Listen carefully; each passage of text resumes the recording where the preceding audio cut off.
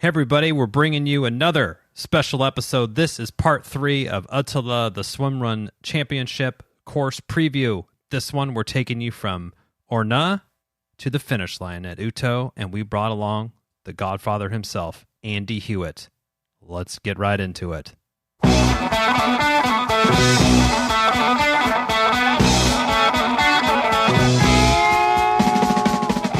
Welcome to the Low Tide Boys, a Swimrun podcast. I'm Chip.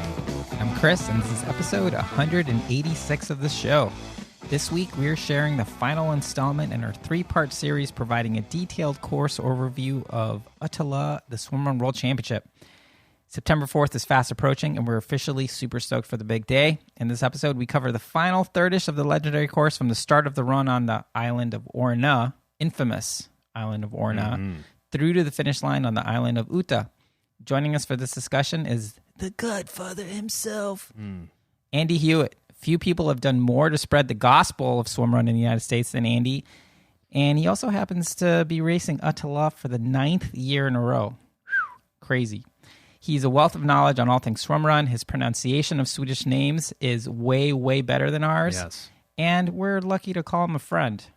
Absolutely, and this was such a great get to bring on for this episode, especially for Ornö, which I know, at least for us, gave us quite a bit.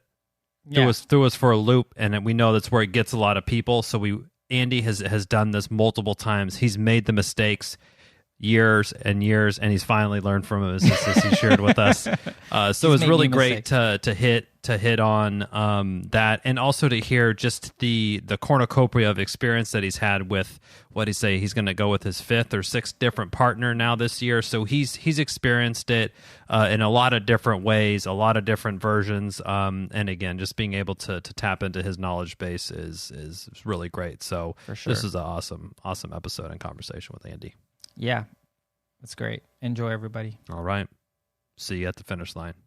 Okay,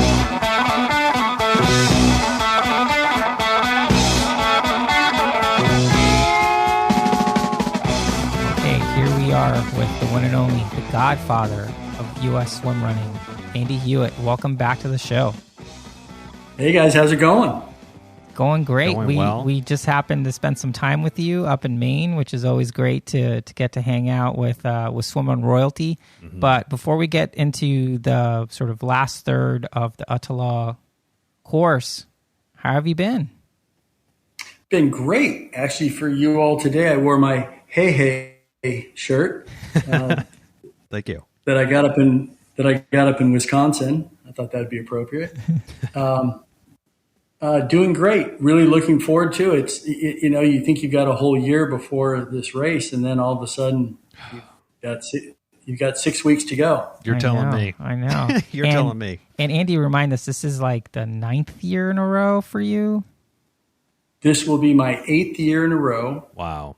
And this will be my 5th partner in the World Championships. Wow. Wow. Nice. And I have you two to thank, because my new partner, Anna Barrow, I met at your after party after the Casco Bay race. Well, there you go. Wow, already a match that quick. Well, just don't tell Nicholas. Don't tell Nicholas of Team Envoy. Yeah, he's the official matchmaker. Well, that's great news. We're just moonlighting as matchmakers. Yeah, we knew that there was an issue there in potentially finding a partner, so we're glad that got sorted out. Outstanding. I couldn't ask for a better partner. Awesome. Well, what we're trying to do with this show is just deal with our nerves and anxiety around this course by just trying to be as prepared as possible. And we thought it'd be awesome to have you on, just because we haven't had you on the show in a while. But also, I remember when we were in Sweden last year and hanging out with you, you just seemed like you could pronounce all the islands. You knew where everything was. You just seemed like the most knowledgeable person who wasn't a Swede that we had spoken to. So we're like, well, perfect person to have on to talk through what is essentially, on paper, it doesn't look like, oh, well, the heavy stuff is over. But in reality, the last third of the race is a very interesting test of both physical endurance, but also like mental fitness and just grit and resilience and you name it. Tenacity. Yeah. So you've done this race a ton. making landfall on Ornö, what is going through your mind, and how are you preparing for this 11-ish mile run that is really sort of a test within a test in this huge day of a race? Well, the best way to start onto the island of Ornö is really to put behind you everything you've done that day, because it has been a full day before you get there. Yeah. You get onto Kemiendo. You've got 2.5 to 2.7 kilometers on Kemiendo. You get there, and a lot of people, they forget, oh, that's the island right before Ornö. And they come rolling in to the little port there. Mm-hmm. And there's a nice big setup there, and there's a lot of support there.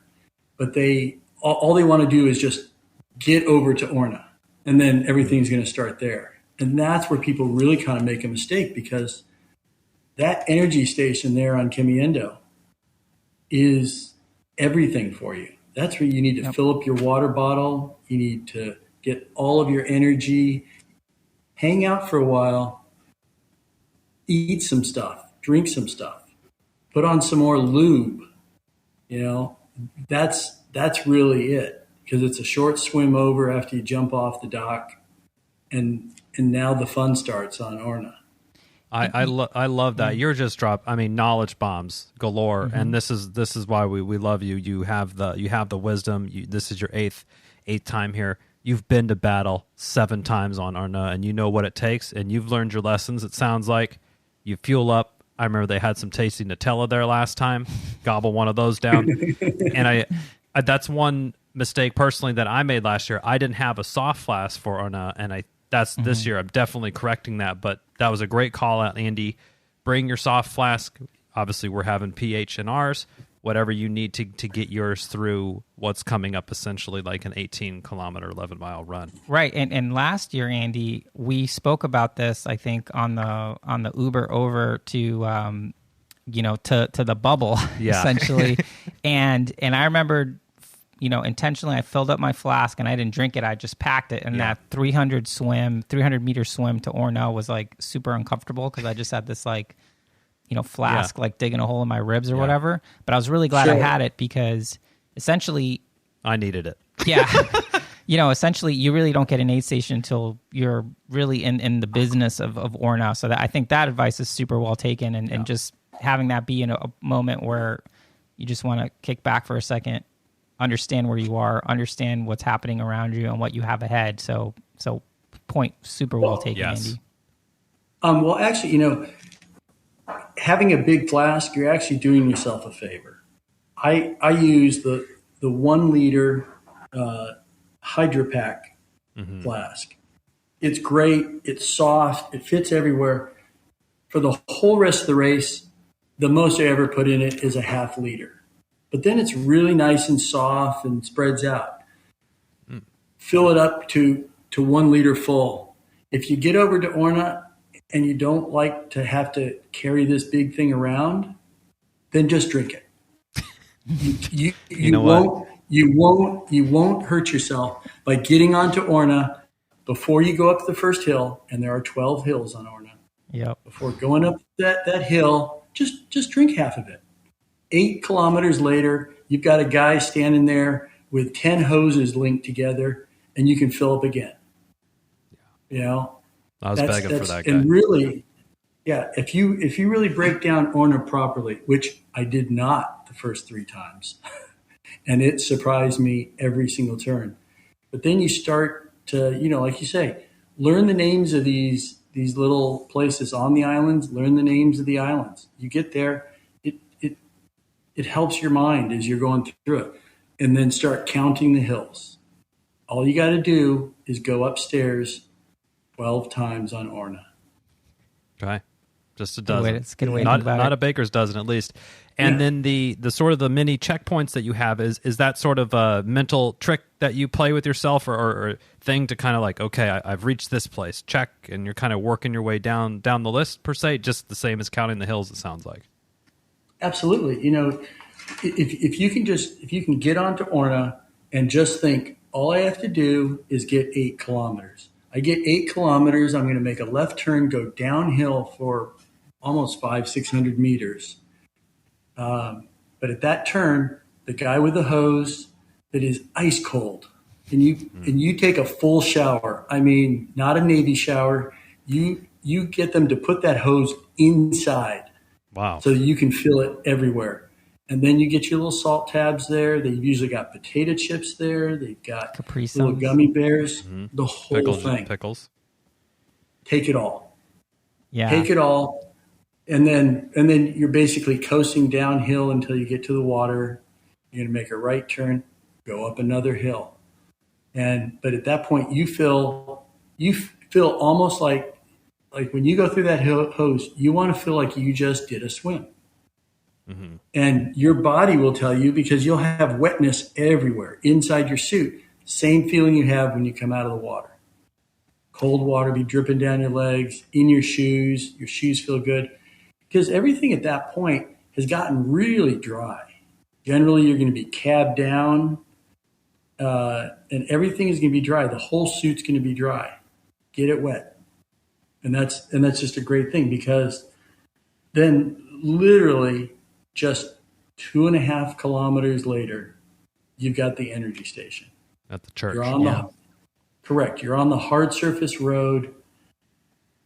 That will come up really quick if you hose down and really get some energy at that left turn there. Yeah, I mean, I was really surprised by Ornö. I mean, I think I was prepared for that first hill. You basically make landfall and kind of have this big climb, and I think we just hiked that, and we're just like, all right, here we go. Once we get over the top, then we'll start running. But that run until you get to the road, I was surprised on how challenging it was. It was kind of running on a lot of granite, so it's kind of like running on uneven or broken concrete kind of thing. You can't really get cement. a good. I remember not being able to get a good sort of cadence and pace. It was very, it was off. Everything was kind of offset feeling. Yeah, which I think for us. Well, if I can speak for you, Chipper, I think we were expecting, we're going to be able to run, and it really wasn't what we were expecting. So I think that's definitely something that we're taking into this year. It's just like, hey, be prepared for more of the sort of trail running feel, uneven surface, kind of like not easy running for, what would you say, Andy, like the first third of Ornö?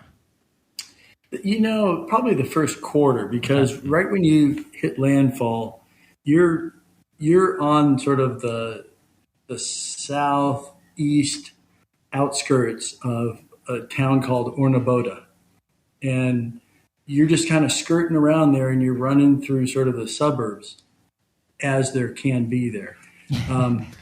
But you're not really looking around, because everyone's got these long driveways. So you think you're just running on sort of a rural dirt road, and you're going uphill. But then you come back downhill, because you're getting down into this little inlet community of Söderviken. You get down into there, and then you go back uphill again. You're thinking, gosh, when is this going to end? But that just keeps going up and down like that until you really get to that 8-kilometer point. And then it's really pretty much road the whole way until you get 2 or 3 kilometers to the end.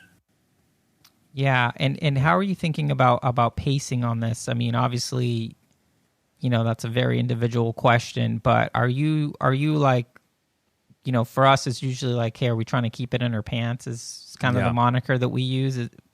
How are you thinking about of like, all right, I hit Ornö, this is I'm gonna try to hold this pace, or are you just really just kind of doing it more by feel? Well, you talk to the pros, and they talk about this as, they just sort of go on a steady pace until they hit Ornö, and then for them the race starts there, and then they just take off. Well, that's great. They're half my age. Great for them. Happy for you. and that's terrific, So I have to really think about pace, and I have to think about having paced myself in the first 2/3 of the race before I even get there. But it's more of a just think about it in sections. And I break it down into 5 sections, and like I said, 12 hills, and the 3 aid stations. Now, that third aid station, if you're early, you'll probably hit it. But there's a cake station at about 14 and a half kilometers. And it feels like it's almost right to the end. But as you come through Sundby, it's like, hey, here it is, the guy with the cake. And then we get there and there's no cake. The first couple of years doing it, he had a bundt cake and he had Coca-Cola, and I think he had angel wings too. Because we got in there and it was hot, and we got that Coca-Cola, and we had had nothing since the energy station, and at that point, at that pace, 4 kilometers after the energy station, you're hitting that guy. After you hit that guy, you're off the main road, and back into the forest. Yeah, well, they have covered the first 2 kilometers of that in gravel. So kilometer 15 and 16 now have gravel on them. But in the beginning, it was just slogging through mud on an old, double track. So you were looking forward to getting back in the woods. But you get down there into the woods near Steenhuisen. That's where you go through those reeds. Mm-hmm. And that's kind of like your last little part where you're transitioning over there. Yeah, I mean, I found that part to actually be really hard. I mean, I remember at some point, I think past Sundby, as you mentioned, it's like, okay, now we're back on trails, and it's just like, wait, the ocean or the Baltic Sea is kind of like to our left, but we're not going that way. Yeah, right, and it's not flat trails. It's up and down. It's taking big steps up when your legs feel like Frankenstein, and and your partner has already like maybe made a pit stop, and you watch 10 teams go by. We saw this team one time. Gosh, we felt so sorry for them. They were about a third of the way through Ornö. It was a mixed team. She had to go in the woods, do her business. This guy is yelling at her, screaming at her. Well, sure enough, 4 or 5 miles later, he's in the woods. Yeah. And she's just sitting there. Now, of course, they were much faster than us, but of course we went right by him twice. And, so it's interesting. If you need to do your business, another thing, Kemiendo, perfect place. They have bathrooms there. They have like 3 or 4 of them. It's right there at the port. Do your business. Jump in the water, swim to Ornö. Then you're never going to be thinking about it. Because otherwise, people usually end up going at sort of the end of Ornö when they're already past Sundby. They've only got like 3 or 4 more kilometers to go before they get in the water, and they take a 10-minute break. Yeah. Do your business on Kemiendo. It's perfect. It's there. That's what it's there for. Noted. Take it in and get it out on Kemiendo. That's right. You heard it here. That's on right. Tide Boys. Put that on a t-shirt. And think about it for that whole 2.5 kilometers on Kemiendo. When you get on there, you do the last 1,000-meter swim, and then you do a little tiny island, and then I think it's called Gets Key or something like that. And then you get on to Kemiendo. Just think about it. Think about it in your mind. Just like, this is coming out. Manifest it. Manifest the poop. All right. Yeah. So we're up into the reeds. Like you said, Andy, you go from kind of hard paved, hard packed road to undulating, jumping up on logs, hitting the trails again. It's a tough transition, and you're 15 Ks deep, 13 to 15 Ks deep in this thing, and you're headed into the forest. Do some squats. Do some squats. It's good training. Squat all the way down. Early in the race, you can just do those squats without holding on to anything. You're at that last part of Ornö, hold on to a tree while you're doing it. Yeah. Might not get back up.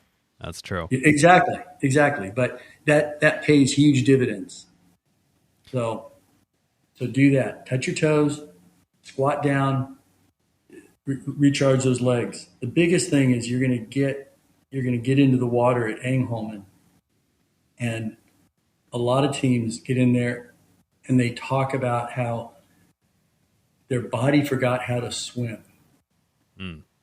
They cab back up, get everything back together. I always like to equate it to in that movie Apollo 13, when they finally have to get out of the LEM and get back into the command module and turn it all on again. It's the same thing. You're turning this whole I'm going to be swimming thing back on again because you haven't been doing it for a couple of hours. Yeah. And, where are my paddles? Do I have my paddles? Where's my swim cap? Did I put my swim cap so far down into my wetsuit that I've been peeing on it for the last 2 hours? Think about stuff like that. Noted. At what point, once you're getting towards I guess like Angholmen, should you be thinking about cabbing up and stuff, or is it something like, hey, just kind of when you see the water, then start getting yourself organized, or I guess maybe it depends on how.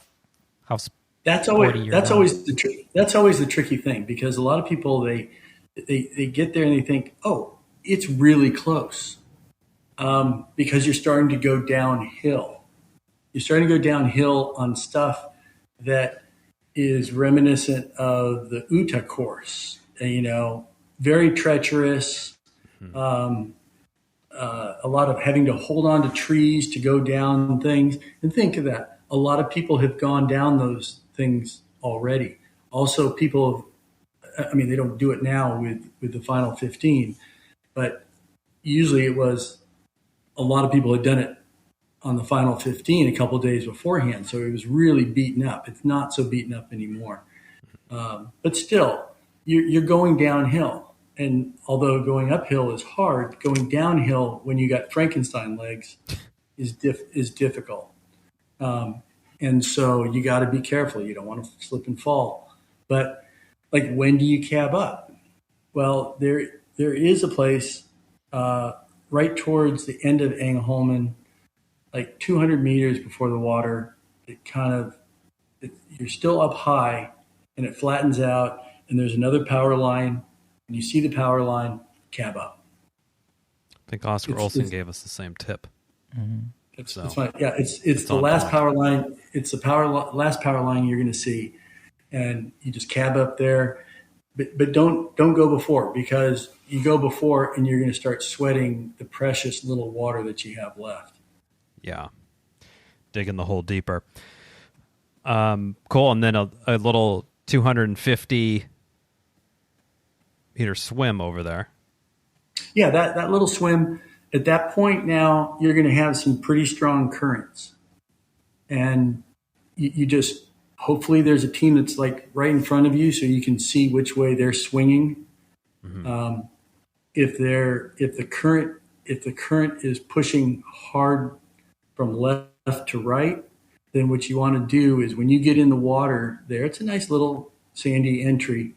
You want to aim as far to the left as you can and hug the rocks on your left there, and then sight for something to the left of the flag, and it'll drop you right on the flag. When you get out of the water there, it's a really awkward get out. So, but what you don't want to do is you don't want to get out to the right, because then you have to crawl over these really slippery rocks, and it's not a good entry. So you want to try to hug that to the left. If the current's going from right to left, just do the opposite. Just swing out wide to the right. And there'll be boats there telling you which way to swing out. And the volunteers right there will tell you that, hey, the current's really pushing hard from left to right. Yeah, and these islands, so once you hit, cull balling and then long balling after that, I found these islands to be really difficult. It's not... Well, cool. Yeah. Cool balling. That's where they've done a lot of trimming out there, but they used to not. And you used to have to duck under these things again, when you've got the Frankenstein legs, ducking down low under branches is not a really easy thing to do. Yeah. But a lot of that's been trimmed off there, so you can kind of bounce along that. But you're on the right side of the island as you're going along Kulballing. Yeah, I do remember that being very bushwhacky, and just again, it's not the last after you get onto those last 5 islands or so before Uto. It's not as easy as it looks on paper. It's like, 150 meter run, no problem. It's not. Yeah, these like granite rollers and stuff. So it takes, and like Andy keeps reiterating, and I think it's a fair point to keep driving home. Your legs are blasted at this point. Yeah. You're running on fumes if you played your cards right. Yeah, one of the things when you leave Engholmen there on Ornö, you're going to know which way the current's going, and the current's going to be going that way for the whole rest of your time in the water until you get to Uto. So the really nice thing there is you'll see a lot of teams get to the water's edge, stand there for a while, and rethink, well, which way is the current going? It's going the same way it just was going 10 minutes ago. So noted. So if it's going from left to right, just know you're always going to enter as far left as you can and as close to the next island as you can. Some of these people will get in the water and they'll swim an extra 200 meters over those 5 islands just because they get in too early. Go to where the flag is, look at which way it's going, hug to that side, get in the water. Just get in the water. Don't do this, stand there and think about it or talk about it or try to get the best entry. No entry is going to be pretty. Just go. Don't dog in, deep, don't dog out. It's deep water. Just go. Right. Noted. So when you finish Ornö, I think last year our mistake. Well, I'll speak for myself on this one. My mistake mentally was like, hey, as soon as we hit Ornö, we're home free. Yeah, I mean that's right? definitely like all right, the hard stuff is done. Yeah. That was a huge mistake. I think for this year, it's definitely like, okay, once we're on the other side of Ornö, then we're getting closer to feeling like we're home free in terms of the really hard stuff. But these last few islands where you're just sort of island hopping, super short swims are super fun, and it feels super swim runny. Which is great, but these islands are very treacherous, and there's just these weird sort of rock outcroppings, and it looks like there might be like a chiller line on one side of an island, but of course they send you on the other side. How important, I mean, this is an obvious question, but I'm asking you, is to make sure that you're not making any mental mistakes and slipping and breaking something on these things, because it seems like it's just rife with those opportunities.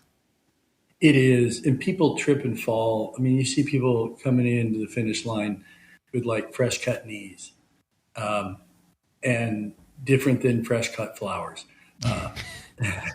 And the course used to go to, so after Lyngballing, and I personally, that is my favorite island on the whole course. It's relatively flat, has a little rise on the back end of it. But it's 2 kilometers, and look around on that island. After you go through the energy station, right after you come off the dock and get that hot soup and hot coffee, which drink both, you're on this sweet little road. As you get on that road, look off to the left, and there's this huge sweeping front yard with a house at the end of it. It's just ideal. It's just idyllic. Do that. Look at those kind of things, and then get your head wrapped around. Finish this 2 kilometers. It's the last sort of long island you've got. But after you get done with that, you've got a couple of those little small islands, Jamholmen and things like that. And it used, like on Jamholmen, you used to land on the island and you used to go to the right. And it was a nice, easy path. Path is still there. Path is still marked. It's just not where the course goes. The course goes over the jagged, volcanic stuff that sticks straight out like you're on Vail Island at Casco. Take it easy on that. Stay up high. Use all fours, but don't do anything risky. It's just one island that's like that, really. Mm-hmm. Yeah. You get through that, you're going to bounce over, and then all of a sudden you're getting on to Uta. The nice thing is twice I've gone there, like a week before the World Champs, and taken a little water taxi from Uta, drops us off out on Ornö, and we do the final 10 kilometers. And it's great. And you do it on Friday, think about it for 2 days, and on Monday, when you get back to that same spot, you're not feeling the same. Mm-hmm. But it's familiar, though. It's so familiar, and it's familiar in a way that you did it on Friday fresh while looking around. Right. It was probably super fun. Yeah. Probably had a great time. Super fun. So you just put yourself back in that state. This was super fun. Like we have 10 kilometers to go. That is it. That is it for the day. And you really get your head wrapped around there. And, 2.5 kilometers of it is just on Ornö. So you're done. Yeah. I do remember these swim entries and exits being particularly treacherous as well. So these little islands, and if you're looking at the time and distance map on the ÖTILLÖ, has its small islet, 1, 2. Yeah. So it looks easy on paper if you just look at it, but just know you're not going to just blast through these. It is most likely a hike, slow saunter situation. Yeah, and some of them actually, like some of them list a 20 meter swim, and I've seen teams trying to like go through the reeds around it. The reeds are not a dream date. Do not fall for that. Just do the swim. Stay on the path. Get on the swim. You don't even need to put the suit up or put your pull buoy in or anything like that. You're just jumping in, flapping your hands around for 20 meters, get to the other side, get out. Yeah. And you'll feel good about it. Just get your face in the water for 2 strokes and you're on the other side. But just do the swim. Yeah. It's so much easier because when you get out, you'll be on track. So many people who try to if I just go around here to the right or around here to the left, they'll get to their side and now they're not where the flag is and they're not where the next ribbon is. Mm-hmm. And they'll get lost. So all that time they saved, they'll get frustrated. Yeah, the island isn't too big, so you're going that direction. So you'll get to the next swim, but it won't be pretty. Yeah.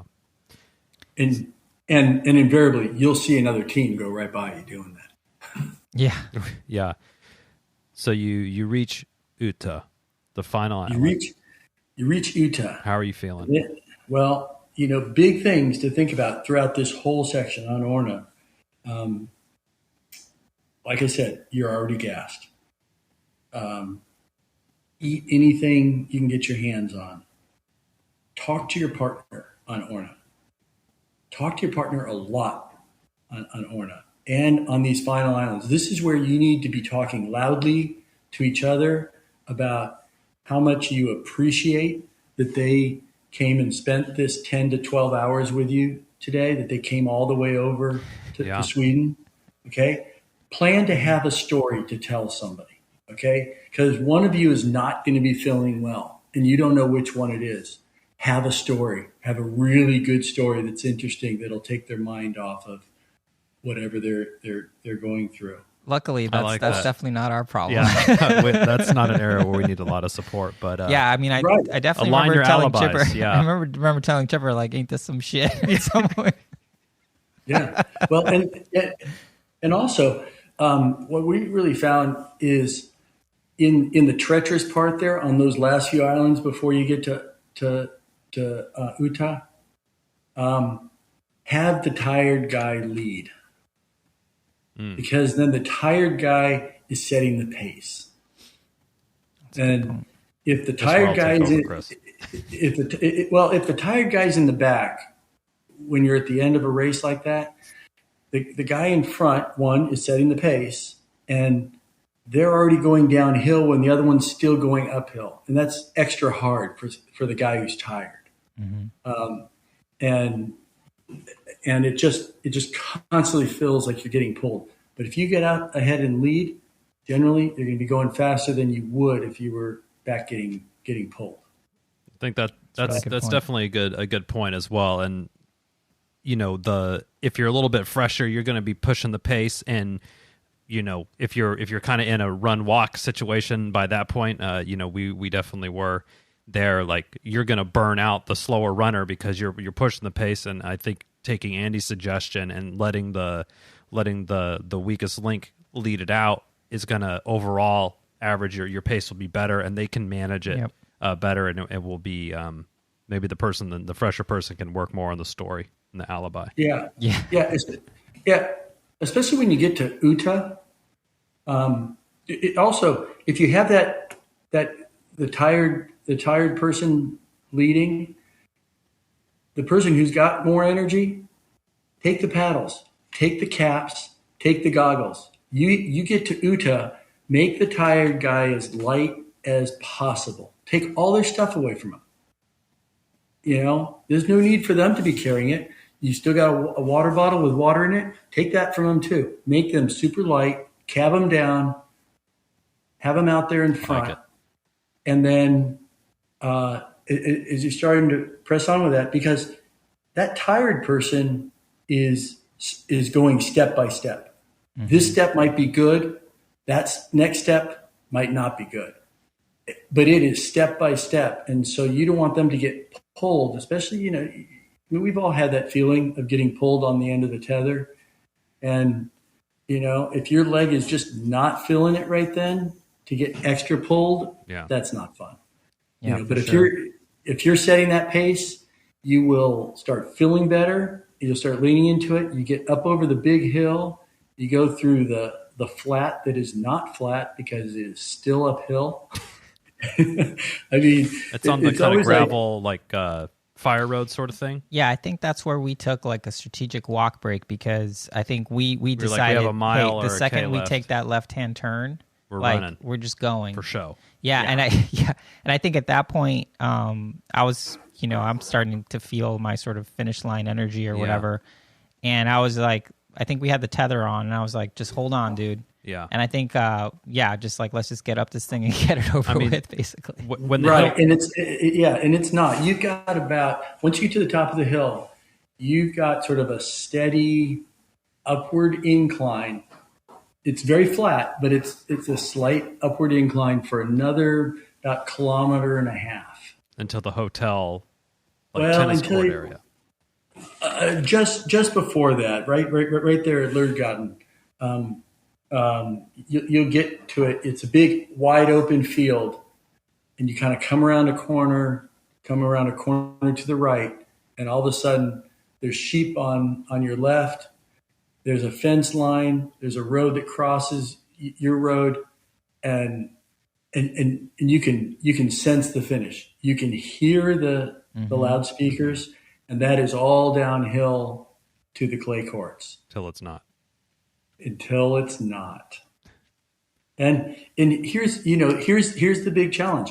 You start going down that thing, and you're going down for about almost 1 kilometer to get to the point where you're going to make that hairpin turn at the miniature golf course and start going uphill. So you want to throw everything out on the road and go as hard as you can on that downhill where you're feeling good, and then just suck going up that hill. Yep. Choice is yours, team. You can go 90% of that, throw it into the can, and then have at least some sort of dignity going up the hill. I've done it both ways. Yeah, you have. Here's the thing: you have plenty of time to make that decision as well. You do, and it's part of the discussion. Yeah, it's part of the discussion, and it's been fun. And you run past you run past your lodging for the evening. You do. The hotels, you run past your lodging. You run past people who are dry and warm, who are going to get the early ferry. Yeah, and they seem to be walking normal, which that was the most interesting part for me.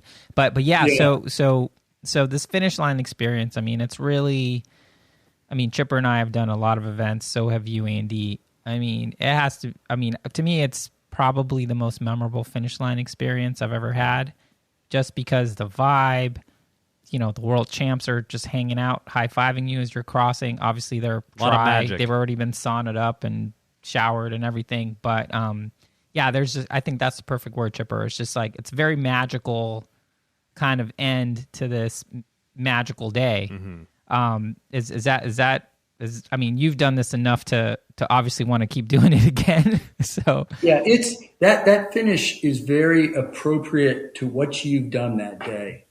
It is extremely respectful. It's very different than finishing Ironman or, you know, finishing one of these marathon swims or something like that. It's very appropriate. And people are hanging around there, and people are waiting for all of the last finishers. And it's very homey. It's, you know, it has a lot of hygge to it because people are bundled up by that point. And it's just very, very friendly. It used to finish just 50 meters away from where it finishes now. It used to finish facing right into the wind. So you'd finish and you'd all stand out there just freezing. And then you know, like people, it started getting dark, you know, because back then it used to get dark. Yeah. You know, at these finishes. So it's very nice the way it's switched around. It'll be interesting to see how Stefan's crew, you know, changes different things on this course and in the finish and everything like that. I just sent a note off to Stefan and Patricia today, and so I'm really looking forward to it. I love it when, you know, there's change and things are going to be different. It's something sort of you know, exciting to look forward to. I like it. For sure. And obviously, you know, we can't talk about this race without talking about the post-race food. Probably meals. The best meals. That's just off the chart. Yeah. So good. So good. And you go through the line at dinner slowly. I'm going to pick one piece of shrimp, and I'm going to pick this piece of cheese. And well, I remember being like, I think I don't know, why are there whole jars of caviar? Oh, we can just take them? Oh, really? Right. I was like, are these for everyone? They're like, yeah, have as much as you want. I was really impressed. It was very, very gratuitous. And I was a little checked out. I was a little out of it, I believe, last time. I was looking for that Coca-Cola IV situation. Yeah. It's always interesting. You finish the thing and you think, gosh, I'm just going to smash a beer. No. And you get about 2 sips into it, and you ask your partner if they want to have some, and they kind of look at you like, no, maybe some champagne. No, it wasn't champagne that I needed. No, what is it I need? You know, besides a whole team working around the clock from Vienna on you. But I mean, you know, you need some sleep. Yeah. For sure. I mean, so it's an amazing experience. I mean, if you've listened to this show at all, you know what a warm, fuzzy place this race has in our hearts, and we're so appreciative to have been able to do it once and to go back and do it again. Going in sort of like eyes wide open, first time kind of thinking about survival and just kind of not embarrassing ourselves and just trying to put in a good performance, and going back the second year. Now, Now, Andy, I'm curious what your thoughts are on this and sort of thinking about. It's like, okay, when you do this race multiple times, it seems to me like every year you sort of level up, sort of mentally. Physically, you may be there, you may be more, more fit or not or whatever, but like mentally, it seems like you have this sort of saltation. It's like, okay, I'm coming back to this thing. I can pronounce the islands better, maybe, or I'm I've just a better understanding Your of IQ, what's happening. Plus points on the swim run IQ. Is that something that you'd co-sign on? Yeah, it's interesting. The course does seem much shorter than the first time. It seems shorter than the first 3 times. The first 3 times, I just thought the islands just never ended. This is another island. There's another island. We have to have done 50 islands already now. But now, it couldn't all fit inside your head, but now it really does. Mm-hmm. And now you actually really look forward to it, and you key on things.